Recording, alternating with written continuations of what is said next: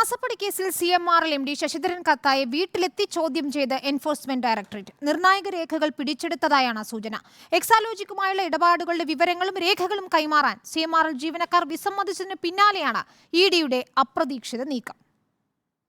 ഉച്ചയോടെയാണ് enforcement directorate ഉദ്യോഗസ്ഥർ CMRL MD Sasidharan കർത്തയെ ആലുവയിലെ വീട്ടിലെത്തി ചോദ്യം ചെയ്യാൻ തുടങ്ങിയത്. തുടർച്ചയായി 2 തവണ ED നോട്ടീസ് നൽകിയിട്ടും ആരോഗ്യ പ്രശ്നങ്ങൾ ചൂണ്ടിക്കാട്ടി ശശിധരൻ കർത്ത ഹാജരായിരുന്നില്ല. ചോദ്യം ചെയ്യലിൽ നിന്ന് ഒഴിവാക്കണമെന്നാവശ്യപ്പെട്ട് ശശിധരൻ കർത്ത ഹൈക്കോടതിയിൽ നൽകിയ ഹർജി വെള്ളിയാഴ്ച പരിഗണിക്കാനിരിക്കെയാണ് ED വീട്ടിലെത്തി ചോദ്യം ചെയ്തത്. നിരവധി രേഖകളും പിടിച്ചെടുത്തിട്ടുണ്ട്. എക്സാലോജിക്കുമായുള്ള കരാറിന്റെയും സാമ്പത്തിക ഇടപാടുകളുടെയും രേഖകൾ ഹാജരാക്കാൻ നേരത്തെ ED ആവശ്യപ്പെട്ടിരുന്നെങ്കിലും CMRL തയ്യാറായിരുന്നില്ല. ആവശ്യപ്പെട്ട രേഖകൾ ആദായനികുതി വകുപ്പിന്റെ ഇന്ററിം സെറ്റിൽമെന്റ് ബോർഡ് പരിശോധിച്ച് തീർപ്പാക്കിയതാണെന്നാണ് CMRL നൽകിയ മറുപടി. രേഖകൾ അതീവ രഹസ്യ സ്വഭാവമുള്ളതാണെന്നും കൈമാറാൻ സാധിക്കില്ലെന്നുമായിരുന്നു വാദം.